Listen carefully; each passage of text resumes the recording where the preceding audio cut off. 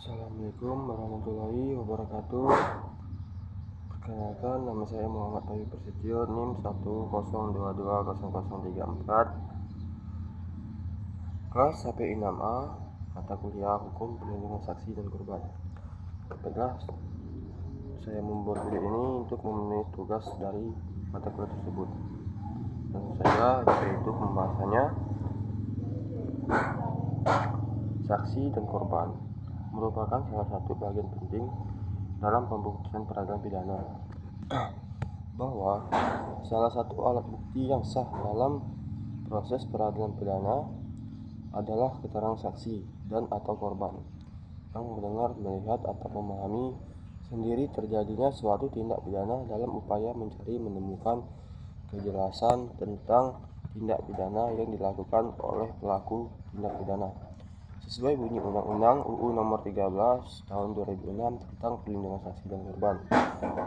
UU Perlindungan Saksi dan Korban latar belakang berdirinya LPSK. Undang-Undang Dasar 1945 UU 1945 Pasal 27 butir 1 menentukan skala warga negara bersamaan kedudukan di dalam hukum dan pemerintahan, dan wajib menjunjung hukum dan pemerintahan itu dengan tidak ada kecualinya. Dasar hukum berdirinya LPSK. LPSK dibentuk berdasarkan UU Nomor 13 2006 tentang Perlindungan Saksi dan Korban. Lahirnya Undang-Undang Perlindungan Saksi dan Korban yang memakan waktu cukup panjang itu ditujukan untuk memperjuangkan diakomodasinya hak-hak saksi dan korban dalam proses peradilan pidana. Jika sesuai dengan UU tersebut, LPSK merupakan lembaga yang mandiri dan kedudukan di Ibu Kota Negara Republik Indonesia.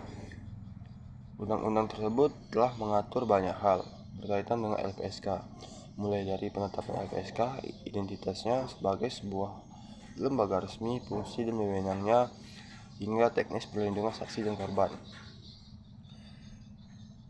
Selanjutnya yaitu peradilan LPSK dalam penanganan korban berdasarkan asas persamaan di depan hukum yang menjadi salah satu ciri negara hukum.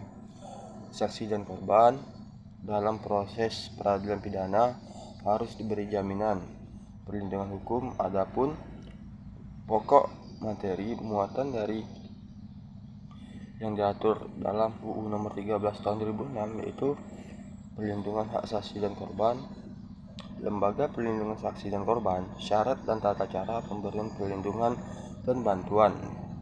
D. Ketentuan pidana perlindungan hukum terhadap saksi adalah jaminan dari undang-undang guna memberikan rasa aman kepada saksi dalam memberikan keterangan pada proses peradilan pidana, sehingga saat menjadi saksi seseorang tidak akan terganggu baik keamanan maupun kepentingannya.